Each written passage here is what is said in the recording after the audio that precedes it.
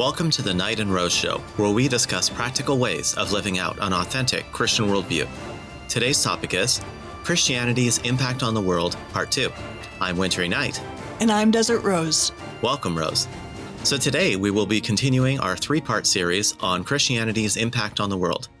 Last week, we talked about how Christianity changed the way that people think about the sanctity of life, healthcare, and the status of women. In Part 2, we will be looking at the cultural changes that Christianity introduced in three more areas: labor, slavery, and education. Let's start with labor. What was the Greco-Roman view of the value of labor that preceded the beginning of Christianity? Well, the Greeks and Romans believed that labor was demeaning and it was only appropriate for slaves. So it was really common to own slaves and for the elite to only use their minds and not do any sort of physical labor or manual labor of any type at all. Wow. So yeah, that changed a lot with the advent of Christianity. So Christians believe, of course, from the Bible, that labor is honorable. We have a few commands and a few examples that I'll share. So 2 Thessalonians chapter 3, verse 10 says, "For even when we were with you, we gave you this rule: the one who is unwilling to work shall not eat." And then Exodus 20, verse 9 says, 6 days you shall labor and do all your work, but the seventh day is a Sabbath to the Lord your God. So both of these are stating that Christians must work. And if they're not going to work, then they are not living the Christian life. They shouldn't even eat. They also have the example of Jesus as an artisan, probably a carpenter, and the example of Paul, who was a tent maker. So Jesus, of course, being God incarnate, and Paul as such an influential leader and evangelist, are both people who others would look to and see what they did and see that as good. So we also have 1 Corinthians 9:9 says that the laborer deserves his wages. People should get paid for their work. And this was stated previous to the New Testament. It was in Deuteronomy 25:4. So this was not a brand new concept to Christians, but as Christianity spread, so did this thought, which had been reaffirmed in the New Testament. Let me say something about that. So as I'm getting closer to retirement, I've been thinking about what happened to the 25% of my income over the years that I paid in income taxes. Right. I always tried to live in states that had a flat rate income tax or a low income tax. So I didn't pay a whole ton of state level taxes, but I did pay federal taxes. And I was just thinking about it, and I was thinking, hey, I earned this money and I didn't see the government sitting in the computer lab, with me, helping me to write code. It kind of seems to me that Christians should be opposed to income taxes, at least, because you're not allowed to deserve your wages. Somebody else is saying, I deserve some of his wages. Yeah, I mean, really, it's theft and it's not constitutional. And actually, it's very foolish to punish good behavior like earning income while rewarding behavior you don't want to see repeated, like laziness, voluntary single motherhood, that sort of thing. Yeah. If you wanted to raise taxes, it'd probably be a better idea to tax spending. Absolutely. Because buying a boat or a car or something to show off is less noble than getting up in the morning at 6 o'clock and driving into work and working 8 or 9 hours a day. Absolutely. Have you noticed, just regarding this, some people don't realize this, but when the government also spends a lot of money, they are kind of taxing you in advance because they're basically going to have to raise taxes to pay for this deficit spending or debt spending. So again, you're losing your wages. What do you think about that? Yeah, well, right now, the national debt, as you know, is at about $31 trillion. So your children will have their earnings taxed heavily to pay for this debt. And this is a form of slavery because we, as the adults right now, are getting the benefit of all this spending, although actually it's really harming us in a whole lot of ways. But people who are benefiting from it now, their children and our children are going to get the bill for this. When you go into debt to get things right now, somebody is going to pay. If it's not this generation, it's going to be a future generation. Right. So the children are not going to be able to keep their wages the way that the Bible says that people should. Yeah, exactly. So other things that Christianity teaches are that we are to have a prescribed work ethic. Colossians 3:23 says, whatever you do, work at it with all your heart as working for the Lord, not for human masters, since you know that you will receive an inheritance from the Lord as a reward. It is the Lord Christ you are serving. Anyone who does wrong will be repaid for their wrongs, and there is no favoritism. Mhm. And kind of picking up on several of the ethics that we've talked about even already, Martin Luther was probably the best at articulating, believing, teaching that labor is not just something we tolerate, but it's a calling, it's a vocation from God. And so we live out our imago Dei when we work. The Bible also talks about property rights. These are assumed and prescribed throughout the Bible. So Exodus 20, verse 15, for example, says, you shall not steal. Well, if no one is allowed to own property, then this becomes nonsensical. So Interesting. it's assuming that people can work for things, own things, and that those things should not be taken from them. Right. It's like built right in. Hey, I'm going to ask you a weird question. Have you ever heard the original version of this phrase, life, liberty, and the pursuit of happiness? Yes. What is it? Yeah. Life, liberty, and property, wasn't it? Yeah. Private property. Yeah. Yeah. The original founders had originally put private property into their trinity of what America is for. So let's talk about that. Let's talk about that, because I don't know if many Christians know the importance of private property to the Christian worldview. Yeah. Let's contrast private property with communism. So communism, as everybody knows, is invented by Karl Marx. It's a materialistic, in other words, it's a no soul, no free will view of humanity. And the system of economics that comes out of this materialism is called communism. So there's no private property in communism. Okay. In communism, the state owns everything. So individuals do work and the state decides what kind of work they're going to do, but they don't keep what they work for.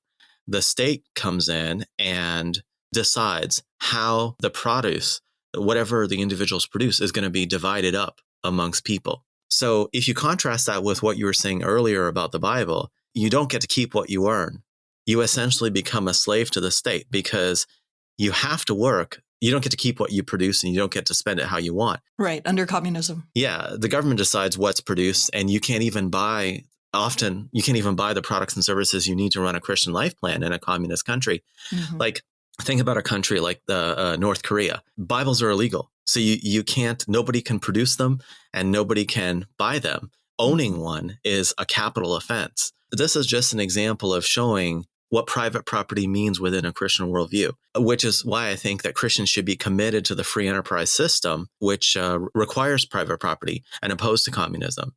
Yeah, exactly. I don't think most people realize how foundational private property is to every other freedom. What we see throughout the world and have seen throughout history is that where there's private property, there tends to be a lot of other freedoms. And where there is no private property, there are no other freedoms to speak of. So, yeah, I agree with you on that.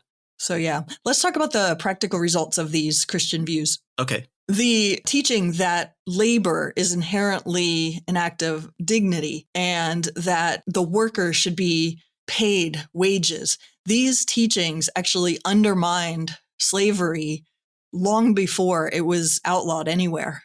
And so Christians are, reading these teachings going, oh, wait, I'm supposed to pay my workers? Okay. And so what we actually see is records of many, many Christians freeing their slaves or just beginning to pay people, give them the option to stay and receive a wage or to go and find work elsewhere. And the dignity of labor also produced a middle class. It led to, obviously, to increasing wealth, and increasing wealth is correlated with less disease and all sorts of other advantages. Having a middle class also tends to prevent the upper class from taking advantage of the poorest and least educated in a society. Ownership of private property, as I mentioned, it's proof critical for all other freedoms. And the Christian value of individual freedom, as you just mentioned, actually led to the free enterprise economic system, which has lifted millions of people around the world out of poverty. One of my favorite books is called The Poverty of Nations, and it's by Wayne Grudem and Barry Asmus. Wayne Grudem is primarily a theologian, although he's amazing at applying theology to every area of life. And Barry Asmus is an economist. So I will mention, though, that since 1970, the percentage of humanity living in extreme poverty has fallen 80%. Just since 1970, due to Western capitalism. So there's a really good video on PragerU. Actually, there are a whole bunch of them. One of them is called "If You Hate Poverty, You Should Love Capitalism." And if you check out that video, they're going to recommend a whole bunch of other excellent 5-minute videos on economics. Yeah, I'm going to say one quick thing about Poverty of Nations, that book by Wayne Grudem and Barry Asmus. So what they do is they take a look at all the different countries of the world, and they try to find a list of policies and laws that predict whether a country is going to be economically prosperous and not. So things like the rule of law, private property, fair courts, these kinds of things, low taxes, easy to start a business. So when you look at that, you can really find out what it takes for people to be able to rise out of poverty. And what it takes is a lot of the basic core beliefs of the free enterprise system. I want to say one other thing. I like to listen to audiobooks. And when I was just getting started in lifting weights, well, not started, but like getting more serious about it, I used to listen to them a lot. And I managed to get a copy of a book by F.A. Hayek called The Road to Serfdom. And the shocking thesis of that book is that all of it's what you were saying. It's all of the liberties that we like freedom of speech and freedom of association, even freedom of religion, are actually built on top of this idea of private property and the free market system as a whole. So I think Christians should really consider, this guy's a Nobel Prize winner in economics. And I think that's a thesis that Christians should really consider and investigate how much wiggle room there is to decide what you like economically. Like on an emotional level, you may like socialism. You may like higher taxes. You might like state ownership of the means of production. But on a practical level, your Christian life and your Christian life plans actually depend on the free enterprise system. That's the thesis. And you need to read about it and decide whether that's true. Yeah, exactly. And if you have little kids, the Tuttle twins do a great job of bringing those concepts to an elementary, middle school, and high school level. Yeah. So maybe we should talk a bit about that quickly. So what is the free enterprise system that allows people to choose where to work, choose what to work on, keep most of what they earn, and spend it how they see fit? So the free enterprise system is the idea that people can trade with people they enter into free trades with them in order to get the products and services that they need for their own lives.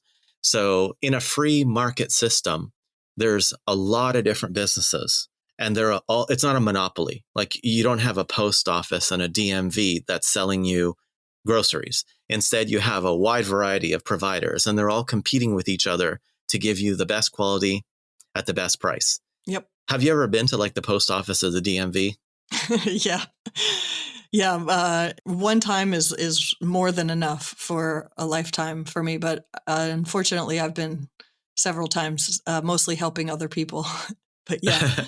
Yeah, it's not the best customer experience in the world, So I think in communism, the state owns the means of production. So you basically have no free market there where you can go between people and say, I'm trying to find what's best for me. I'm trying to get the best price. I'm trying to get the best quality. It's like DMV, post office, and the Veterans Administration across the board. You're always dealing with that. Okay. I would like Christians to think about their Christian life and what their plans are, what they're trying to achieve as Christians. Well, what are some examples where you sort of foresee that it would be better for Christians to not rely on a government monopoly? Well, one that comes to mind is like medical insurance plans. So if the government has a monopoly and they decide what insurance your insurance plan is going to cover, they're going to make you pay for their priorities, which are likely to be opposed to Christianity. So, for example, abortion is covered by single-payer healthcare plans in Europe and Canada, Hmm. places like that. We want the freedom to not pay for the ending of children. Right. Not to mention, when there's only one game in town, they can charge whatever they want. They can dismiss your Right. claims. They can say, no, we don't cover that medicine. No, you can't go to that doctor. They're completely in control, and there's no competition. Yeah. I just had a friend who listens to the podcast. She's going to recognize her story, but she's a Canadian, and she came to the US in order to get surgery done. And she paid out of pocket tens of thousands of dollars because they told her that she would have to wait something like 2 years from initial consultation to treatment, Wow. like 1.5 to 2 years. I might be butchering her story, but it was bad. It was bad enough that she spent the equivalent of a car in order to travel to the US and get the treatment immediately. People from other countries actually do that pretty commonly if they can afford it. Imagine if the United States, which is one of the few remaining places where you can pay to get the type of treatment that you want. If we were to have a single payer system, that's not going to just hurt Americans. It's actually going to hurt a whole lot of other people. Yeah. Where are you supposed to go to get quality healthcare right now with no waiting list? Right, exactly. Let's talk about our next topic, which is slavery. So I think a lot of people today have been taught in school or believe somehow that slavery was unique to white Southern American males or Europeans. Yeah. And that's absolutely false in every way. So slavery was actually indigenous to African and Asian countries before it was practiced in Europe. And it continued on both of those continents long after it was abolished in Europe and the United States. I don't think a lot of people know that. But at the time of Christ, for example, slaves comprised about 75% of the population of Athens. And they comprised over 50% of the Roman population. So slavery was extremely common. It was very widely practiced, not only in the Roman Empire, but within American Indian tribes as well, long before Columbus arrived. Europeans did not bring slavery to the Americas. There was like a movie that just came out, it was a movie about this tribe in Africa, and supposedly they're very anti-slavery. And I think I read an article about this, and it turned out that they were actually the ones that were capturing slaves in order to sell to the I could be wrong about this, but I know that was happening. Is that right? Okay. Yeah, you're right. You're right. And yeah, this tribe that they highlight in the movie was actually practicing slavery widely. It's ridiculous to say that they were opposed to slavery. That they say was based on a true story, but it's completely and utterly historically false. It's made based up. on Africa exists. Right. And then exactly. from there, it's all fiction. Yeah, exactly. Africans were practicing slavery as much as or more than anybody else. They were the ones who captured their enemy tribes and put them in cages and lined them up along the shores for Europeans to come by and offer prices for them. So it's widespread. Everybody's doing it. Exactly. Yeah, it's also been practiced by Muslims since the beginning of Islam. So Muhammad himself had slaves. Remember, keep in mind, we've talked about before, Muhammad was their excellent pattern of conduct, or he is the excellent pattern of conduct for Muslims, even today, because that's in the Quran. He had slaves. He bought and sold slaves. And in fact, he sold his black slaves for half the price of what he sold his Arab slaves for, because he said that black people were worth less. So, yeah, Muhammad was not a fan of black people. He was, in fact, very racist. That's clear throughout those. But that's a different subject for a different day. No, it's good. It's good. So, yeah, slavery,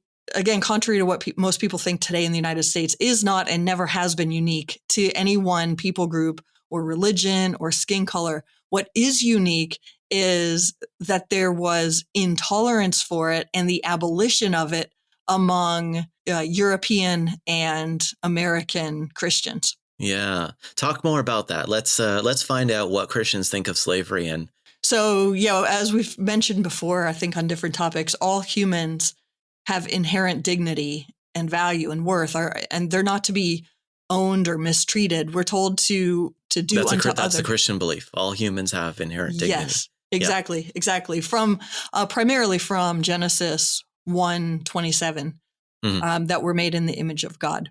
The Apostle Paul told Philemon that he was no longer to treat Onesimus as a slave, but rather as a brother. He wrote to the Galatians that there's neither Jew nor Greek, nor slave nor free, male or female. You're all one in Christ Jesus. And he wasn't talking about, that there are no differences in roles among people. A lot of feminists will use this passage to say, he was saying, there is no distinction of any kind in the roles between, for example, men and women.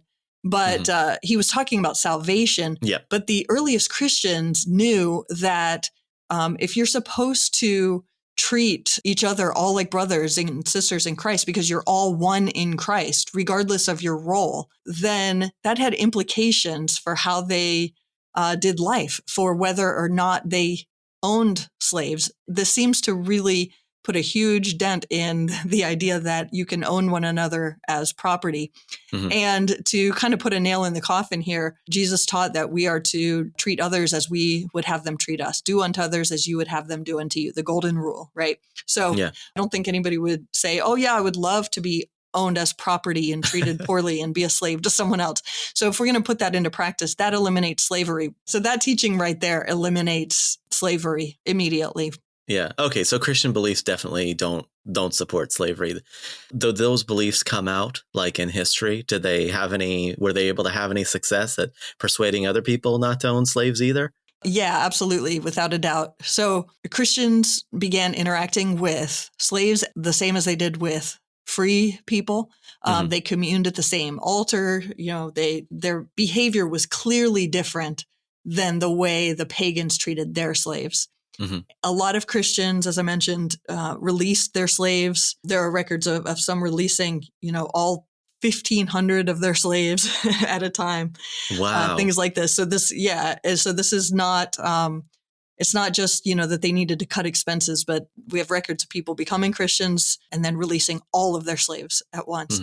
In 315, Emperor Constantine actually imposed the death penalty for anyone who stole children to bring them up as slaves. That was also a common practice at the time. Wow, that's awful. Yeah. And then with pressure from Christians, Emperor Justinian in the 6th century abolished all laws that prevented freeing slaves. He wanted slaves to be freed as expediently as possible. We also have leading Christian theologians who were teaching that slavery is wrong. For example, St. Augustine, who lived about 354 to 430.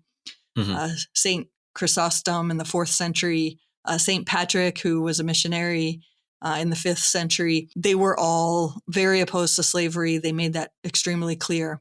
And by the 12th century, slavery in Europe was very rare. And actually, by the 14th century, it was almost entirely unknown on the whole continent of Europe. Wow. So then, of course, people say, no, that's you can't be right about that because what about all that slavery that was going on in the 17th century and all the stories we've heard about, England and the U.S. and the slave trade? Well, sadly, slavery was revived by the British in the 17th century.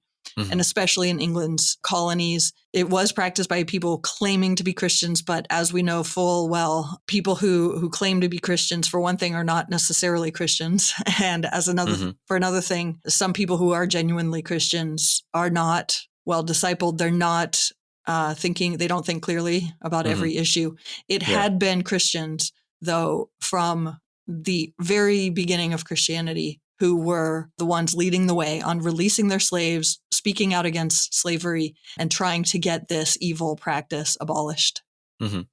Yeah, I'm just going to quickly review that in the Christian worldview, everybody's primary purpose, every human being's primary purpose is to be in a relationship with God. And that relationship goes on into eternity. When you have the Christian worldview and you believe that, and you meet people, if you're working for the boss, if you're working for God, then you cannot do anything that causes other people to not be in a relationship with God, that discourages them from growing in their relationship with God. So you have to be very careful how you treat them. That's why we have evangelism and discipleship, and we love one another and care for one another, because it's required in the Christian faith that we move people towards God, not away from them. Yep, exactly. And that's why people who take Christianity seriously are opposed to slavery, Hmm. not just in their words, but also in their actions. Oh, tell us about some of the people who are opposed to slavery in their actions. Yeah, well, eventually slavery was abolished by Christians in the West, first in England, and that was led by William Wilberforce, who lived 1759 to 1833. Hmm. He was driven by his faith to fight against slavery. There's a really good movie actually about him that came Amazing out. Grace. Yeah, that's right. That's right. Hmm. Yeah, he was instrumental in that fight to abolish slavery. Mm. And then a lot of Christians in the American colonies also fought against slavery at great personal cost. I'll give you a few examples. Some you may have Hmm. heard of, some you may not. But Elijah Lovejoy was a Presbyterian clergyman. He was very outspoken about how slavery was wrong. It's unchristian. It's not okay. It's evil, and it needs to end. And he was working in his office one day and he was accosted and killed by pro-slavery rioters. Wow. So he is thought to be the first martyr in the abolition cause. Hmm. And then there's Edward Beecher. He was also a Presbyterian clergyman. He was the president of Illinois College, which was known by pro-slavery people at the time as the freedom-shrieking tool of abolitionism. So talk about an insult that you'd be proud to bear. Yep. He actually welcomed Black students into the college at a time when that was not happening elsewhere. And his sister, Harriet Beecher Stowe, is the author of Uncle Tom's Cabin. That most people are probably familiar with that book, but that brought attention to the issue of slavery and how horrible it was to people all over the world. She got a lot of people really had their opinions swayed more by that book, that novel, than by even politicians or neighbors. But Hmm. And she's others, a Christian? yes. Okay. And she was one of, I think, like 4 siblings who were instrumental in the abolitionist cause, Hmm. and her father as well. So there were others who started abolitionist seminaries. There were some who funded those seminaries, like the Tappan Brothers, others who wrote books. Some started periodicals like The Liberator. Other people sheltered Black fugitives. Some helped slaves escape. Probably most people are familiar with the Underground Railroad. Hmm. Charles Torrey was a Christian who was known as the father of the Underground Railroad. Others served as congressmen, like Joshua Giddings, in order to try to outlaw this by serving in politics. Not only were there a bunch of white Christians working hard to abolish slavery and to convince others that it ought to be abolished, but Christianity also sustained the slaves in the colonies as they endured slavery. So there are lots of records of slaves going to church and having fellowship with one another and hearing the truth and being motivated to endure and to represent Christ well wherever he had them for the time, not because slavery was acceptable or good or anything else, but the Christian faith gave them the strength and the hope that they needed to persevere in an awful situation. Hmm. Yeah. In the last show, we talked about how Christians have always had this positive view of the sanctity of life. And even today, we see Christians trying to save unborn children from being killed. We have crisis pregnancy centers. We have professors writing pro-life books. We have pro-life apologetics. So there's a lot of effort being put in to protect the unborn. Is there any similar effort by Christians today to protect people from slavery? There is, yeah, very much so worldwide. So Christian missionaries have been known for putting pressure on other countries to abolish slavery where they are, even Christian politicians. Wherever Christians encounter any form of slavery today, they tend to become quite vocal against it and try to do something about it to get rid of it. There are Christian organizations who that buy slaves to set them free. Wow. One example is in Sudan. It's called Christian Solidarity International. And I actually have a Facebook friend who lives in Pakistan, and he and a few of his friends from church raise money to try to set free the slaves in Pakistan, because he knows of at least 4 million slaves in Pakistan. And these are actually all Christians who are enslaved. It's the Christians who are the slaves, and Muslims they are the slave masters. They have enslaved Christians. Mm-hmm. And so these other Christians are trying to raise money to set them free. I'll tell you actually a quick story from Cambodia, where slavery is also still practiced, especially where girls are sold into the sex trade. So there's this organization that you might have heard of called Samaritan's Purse. Mm-hmm. And they sent a team of people to Cambodia several years ago and said, hey, you guys have asked for our help with these drought problems. We can give you some ideas. And so they implemented some different ways of getting drinkable water, potable water to these people in Cambodia. Then they sent another team back a few years later to find out how it was working out. And what the Cambodians reported was that they were doing so well. Not only were they growing crops more than they could use to feed their families, so they were selling those crops. They had enough water for everyone, for their animals. They were thriving so much, they said, that they were no longer having to sell their daughters into the sex trade. Wow. So I don't think this was something that the Samaritan's Purse teams were aware was going on, but it was reported to them that it was no longer going on because of their practical help. So yeah, slavery is certainly going on around the world, and Christians are absolutely fighting against it. Mm-hmm. So many people have a very strange view of Christian, morality. They have this idea that we're trying to stop them from having fun. But when I look at it historically, it's more like, hey, selfish grown-ups, you're very strong. You shouldn't use your strength to hurt unborn children. Or Yep. we say, hey, selfish adults, you're very much bigger than your children. You shouldn't no-fault divorce and leave your children without their mother and father a lot of the time. Mm-hmm. Or we say to like gay couples who want to use surrogates to make children for them, we say, hey, you guys are very strong, or you girls are very strong. You have a lot of money. Shouldn't we side with the babies who are going to be separated from their biological mothers, for your benefit? Like there's a pattern to what Christians take a stand on. We're always trying to tell the stronger people, limit your recklessness and irresponsibility and greed so that the little ones are not harmed. Mm-hmm. Whereas on the secular left, what do you think? Are they different? The secular left claims they would oppose slavery if they lived during that time. But the fact is that they always support the position of the elite and the strong and the powerful. That is a consistent pattern that we see of secular leftists opposing the weak.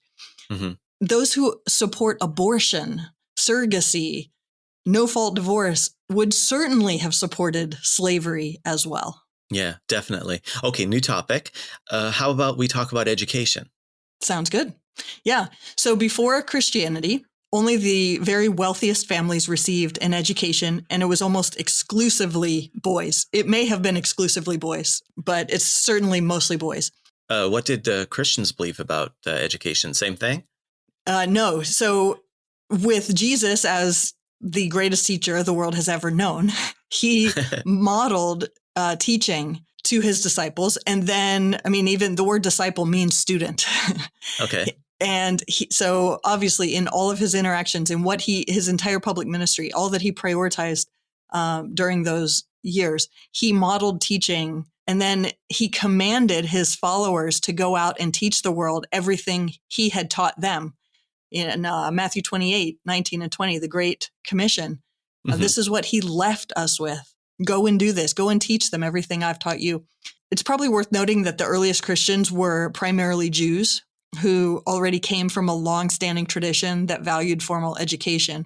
And Christians adopted this value of education is very important. We learn from Acts 10:34 and many other verses, actually, that God shows no partiality. He doesn't prefer one skin color over another or poor people over rich people Hmm. things like that, in contrast to what we're hearing from the secular left today. But in every nation, anyone who fears him and does what is right is acceptable to him. So each individual is responsible for his or her salvation. And so a good education, as Christians have seen from the very beginning, is critical for understanding the scriptures. How are you supposed to become a believer if you can't Hmm. read the scriptures, if you can't understand them, if you just have to, trust whatever someone else tells you, and you can't read them, you can't understand them. So education has actually been critical for everyone who Christians come across from the Hmm. beginning. Okay, so that's what Christians think about education. Yeah. Can we see any of these beliefs having an impact on the world? Definitely. So, beginning at least around the year 90, the Didache was used as an instruction manual, primarily for new converts. Education was a high priority, regardless of gender, regardless of ethnicity, class, socioeconomic status. Christians were the first, as far as we can tell, to educate the deaf and the blind. They appear to have been the first to teach both genders, male and female.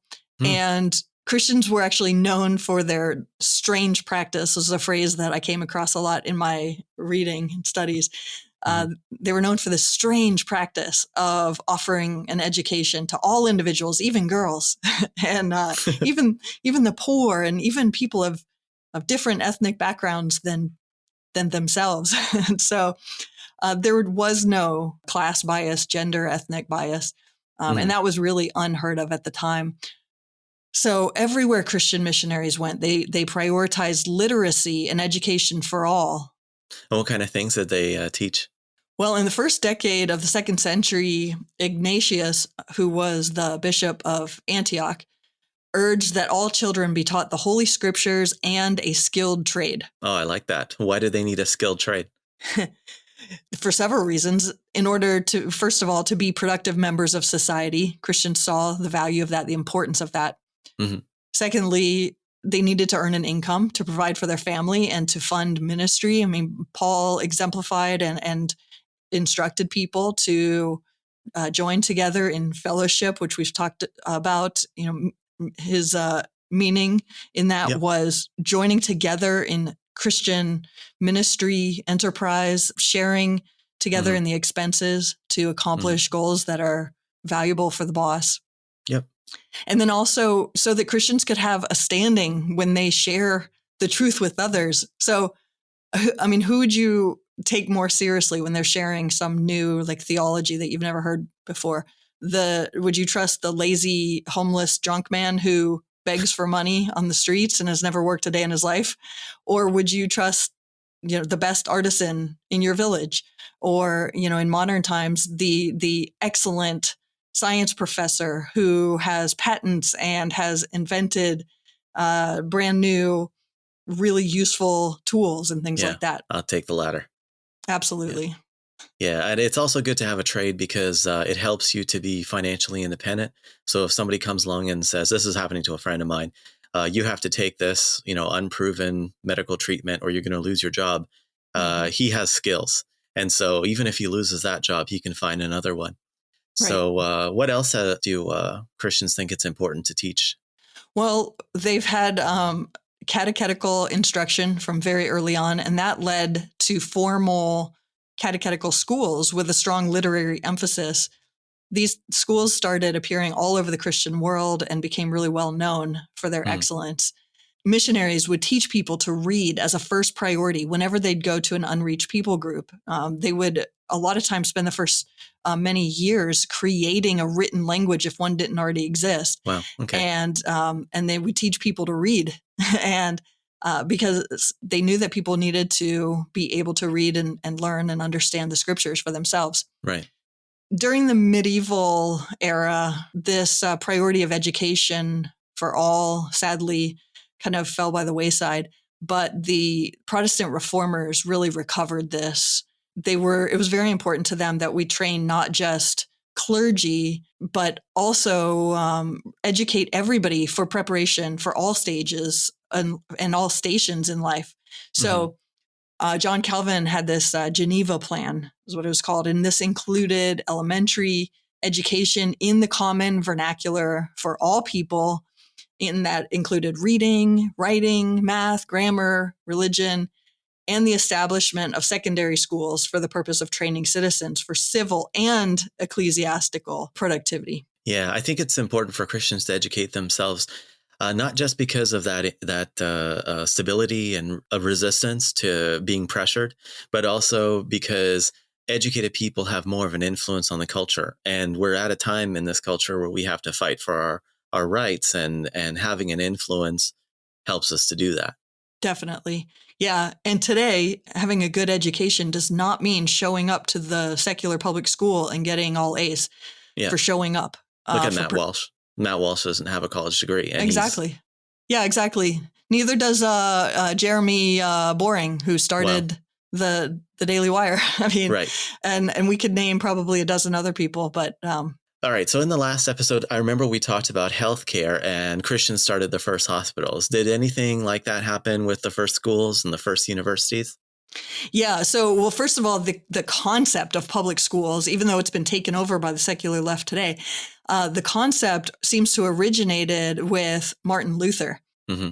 So he was motivated by the love of Christ with the purpose of teaching people for both spiritual and material benefit. Mm-hmm. So he wanted everyone to have access to that. And some people couldn't afford it. So he thought, well, we should have the state pay. Unfortunately, the state, as it's secularized, has not lived out his vision for what it would look like. Mm-hmm. But Christians also came up with the ideas of kindergarten, as I mentioned, education for the deaf and the blind. It was Christians who actually, they came up with the idea of Sunday schools as an option for educating the poor and the disadvantaged who worked during the week. So a lot of kids had to work in the fields, had to help their parents just to get by. So they couldn't be in school all day. So Christians said, well, we'll teach you how to read, how to do math on Sundays. And it was also Christians who started universities, which grew out of the Christian monasteries and originally existed for the purpose of preparing young men for ministry, but then it was expanded, like I said, to prepare people for other careers as well. So I would say, in conclusion to this, we're kind of running out of time, but the desire to educate everyone is not the product of the modern secular world. It is the logical outgrowth of Christian tenets, Christian convictions. That's why education is so important.